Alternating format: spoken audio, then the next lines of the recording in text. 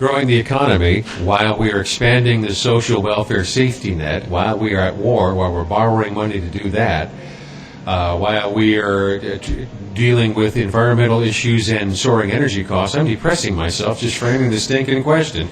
That's a tough act. It's a tough act, but that's why you have to have major policy shifts to do it.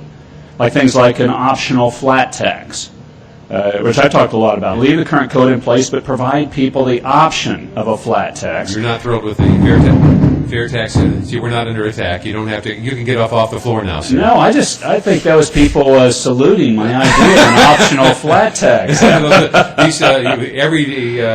time at the fair they have these salutes going on, and if you're not used to it, it can be a little disconcerting if you have a military experience. I hear "Hail to the Chief" coming in the background here. All right, so what's back to the point? We had a point. I'm sure we had one. How you grow the economy in face of what we're in right now. Yes.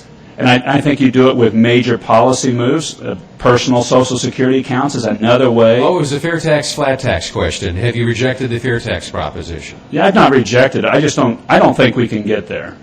I really don't. And I love the simplicity of a fair tax. I like the idea of putting that on the consumption side of the equation. The fair tax, for those folks just joining us and not familiar with the jargon, that's sort of a national sales tax, and it would displace the IRS and the income tax entirely. Yes. And it's supposed to replace it. Mm-hmm. Right. That's the problem you've got to the supposed period is that you need to repeal the constitutional amendment allowing for the income tax, or you could likely end up with both down the road. Yes, that's a reasonable fear. I think that is a reasonable prospect, and that's why I push this optional flat tax. And then also you're not taking on the current incumbents, because a lot of farmers here at the fair, they like the current tax code for the things that it puts in there for them. I was with home builders the other day. They like the tax code. They like the deductions in it, the mortgage deduction. And I'm saying, leave it in place. If you want to use it, great, God bless you. Here's an optional flat tax. The rate's between 15 and 20%. You get a high initial exemption, and then past that, here it is. This is it, flat rate. That will cause growth, because people, then you're taxed. You got 5 options of what you want to invest your money in, but they're all then taxed equally. You'll probably pick the one that's morally acceptable to you, that yields you the highest rate of return. And when 300 million people do that, you grow your economy.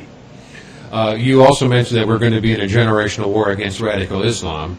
What are the tools at our disposal to deal with that? Because that's an ism. Isms don't usually yield to anything other than another ism or just the sheer use of force. So, or is that a correct assessment, or is there another way of thinking about it? I think we have to be willing to use force, and we are. We're using force now in Iraq as the front line of this battle. And this is quoting from Osama bin Laden saying that the front line of the battle is in Iraq. I think you have to be willing to confront it with force, but I think you also have to use all your tools that you have. Your economy. I think you have to renew your society and culture and stand for what is good, particularly in places, around the world, but like in Africa. Africa we've traditionally looked at as a place that's not really in our vital and strategic interest, but it's something there's a humanitarian draw for us. Now, it's not only a humanitarian issue, it's in our vital and strategic interest, because that's some of the cutting-edge spread of militant Islam out of Sudan. It's also where the Chinese are going very aggressively to resource. Because there's oil there. Not only oil, it's all sorts of materials. Right. And I've been to Africa for the last 5 years. I've worked on the issues in Africa. This is a key continent that's, if you could put it this way, in play. And we need to be investing aggressively based on humanitarian, but also vital and strategic interests. I was a farm broadcaster at one time. Oh, see. I honestly was. So I share a fraternal tie with Ken that just goes back years and years. And one of the... No farm broadcaster has ever been president of the United States.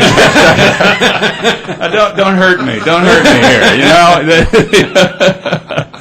And one of the guys I worked with at then KSAC Radio, was a university station at K-State, was Dev Nelson, who did sports for years and had done recreation baseball. Okay. And he would tell these great stories about recreation baseball. Okay. They were fed, how he would get a trash can and he'd put his head down in it, and that would be the echo, like, okay, they're selling popcorn for a nickel a bag here.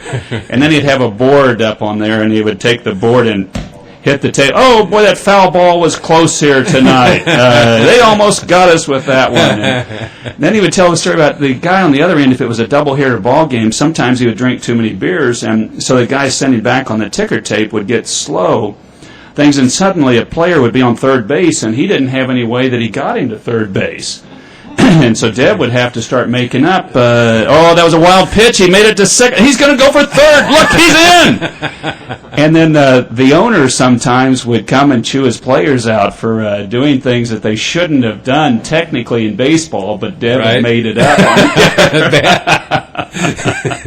Let's talk to some of the listeners who are joining us. Happy Senator Sam Brownback, I promise everybody who would like to be part of this process, Senator Sam Brownback is a senator from Kansas City. He's running for president. He's got a place with his name on it available at the straw poll, and he is soliciting your vote. And will you or will you not, and why? Here is your opportunity to ask him a question or two. Jeremy, let's begin with you. Good morning. Hi, Senator. Good morning, Jeremy. How you doing? Good, good. I had a question for you on the constitutional authority for subsidies, and we're kind of, I guess, putting the children's money out on the table for private industry. Does the Constitution authorize that? And if not, how do you propose to get us off the entitlement system? Great question. I think it's generally viewed by the courts as allowing it under the general welfare clause, which is a very expansive reading of the Constitution and has generally been upheld by the courts. I think there's a narrower question on what you're asking about on the it's called the S-CHIP program that we voted on last week that was expanded to give subsidized health insurance for low income. But this one was going to subsidize health care insurance to the point, or health care to the point that you were driving people out of the private sector market. And instead of having people that could pay for health insurance paying for it, they were going to get it subsidized out of the government.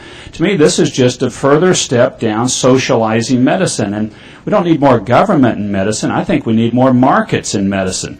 Things like health savings accounts and allowing people to buy health insurance across state lines. People buy all sorts of insurance products now across state lines, but or not insurance, but financial services products. I think you ought to be able to buy it across state line and find products that are cheaper if they fit for you to be able to use. That's more markets involved in health care rather than more government. Do you agree with what you called the court's expansive reading of the General Welfare Clause? I think it's a legitimate reading of that. You want to hear the minority point on that?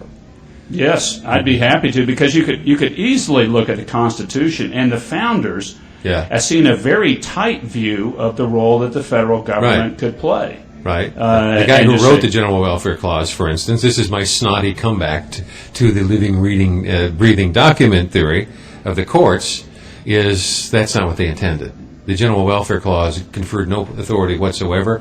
Only the things listed in the enumerated powers are given to the Congress to spend upon. And that's what Madison said. And I think that can easily be and is a legitimate view of it. This is what the courts have upheld. I doubt that you're going to find so horses escaped from the barn on this one, sort of. Some time back, I'm trying to get a court to look at things like Roe versus Wade.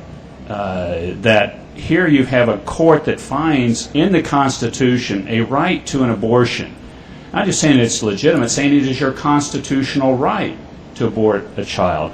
And I do not see that as... What is the appropriate role of the Senate of the United States to deal with a runaway or aberrant court? Your first one is the appointment of justices to the Supreme Court.